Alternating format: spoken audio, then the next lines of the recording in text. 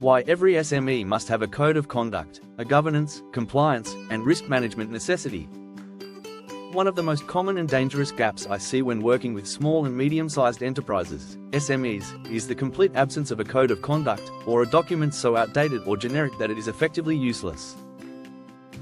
Many SME owners believe a code of conduct is something only large corporations, government departments, or highly regulated industries need. That belief is not only incorrect, it is risky. A code of conduct is not a nice-to-have document. It is one of the most important governance, compliance, and risk management tools an organization can implement. Without it, organizations risk misconduct, workplace disputes, bullying and harassment claims, fraud, conflicts of interest, reputational damage, and sometimes legal liability.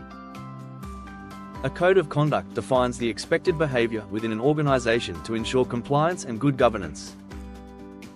It tells employees what they can and cannot do, what they must do, what their rights are, and what will happen if the rules are broken. Without clear rules, organizations create situations where bad behavior can happen because no one has clearly explained the rules. The situation in small and medium-sized enterprises: we've never had one and we're fine. I often hear this when doing compliance checks or workplace investigations in small and medium-sized businesses. This sentence is often said right before a serious problem happens at work, such as bullying, harassment, theft, fraud, conflicts of interest, or serious wrongdoing by a manager or long-time employee. Just because there is no code of conduct does not mean people are not behaving badly. It usually means the organization does not have a plan for handling it when it happens. If you have never told employees the rules, it is hard to punish someone for breaking them. This is where many small and medium-sized businesses risk unfair dismissal claims, general protection claims, and workplace disputes that could have been prevented with a clear and well-communicated code of conduct. A code of conduct protects both the employer and the employee. Many people mistakenly believe that a code of conduct protects the employer. A code of conduct protects both the organization and its workers.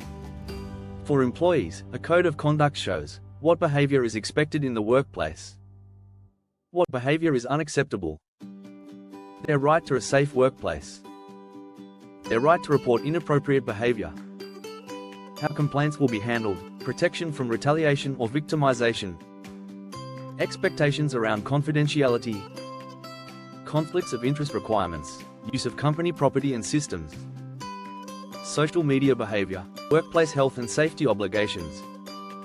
For employers, a code of conduct means sets behavioral standards, supports disciplinary action when misconduct occurs, demonstrates compliance with workplace laws, reduces legal risk, supports workplace investigations, provides a framework for managing complaints, demonstrates governance and leadership, protects organizational reputation, helps create a respectful workplace culture.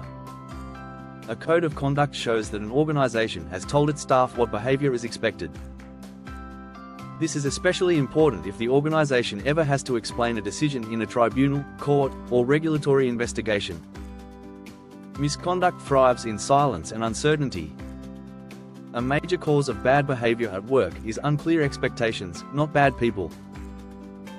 When employees are not clearly told what counts as bullying, harassment, conflicts of interest, fraud, or misuse of company resources, they often make their own decisions about it. That judgment does not always match legal or organizational expectations. I have noticed situations where workers awarded contracts to friends because no conflict of interest policy existed, used company vehicles for personal business because no policy said they could not, sent inappropriate messages to co-workers, thinking it was just a joke, accessed confidential information because no one told them it was restricted, engaged in secondary employment that directly conflicted with their employer's interests. In many of these cases, the employee's initial reaction during an investigation is, "No one ever told me I couldn't do that." Sometimes they are correct. This is why a code of conduct is more than just a document, it helps manage risks. A code of conduct is a key part of compliance and risk management frameworks.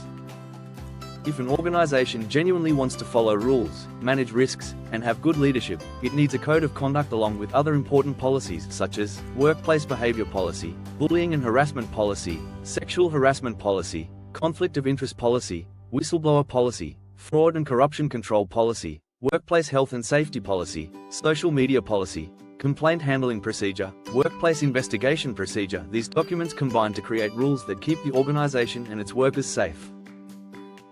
Small and medium-sized businesses that want to grow, bid for government contracts, get certified, or show good corporate governance often need to have a code of conduct. Many government contracts and ISO standards now require organizations to show they have ethical conduct systems and behavior rules. In other words, if your organization wants to grow, having a code of conduct is now required. Culture is driven by what leadership tolerates. A code of conduct is also a guide for leaders. It shapes the workplace atmosphere. It tells employees what leadership cares about and what it will not accept. If a company does not have a code of conduct, employees will observe how leaders act and think that is the normal way to behave. If managers bully staff, ignore complaints, swear at employees, or treat some people better than others, that becomes the workplace culture, even if leaders did not mean for it to happen. A well-constructed code of conduct communicates, this defines us. This is how we act. We will not accept this. That is a strong tool for managing and leading. A code of conduct is critical during workplace investigations.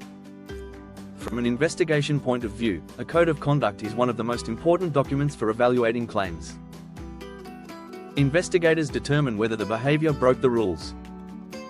Did it breach the code of conduct, workplace policies, employment contracts, legislation, reasonable and lawful directions? If there is no code of conduct, investigators must use more general rules like reasonable behavior, which are harder to support in court.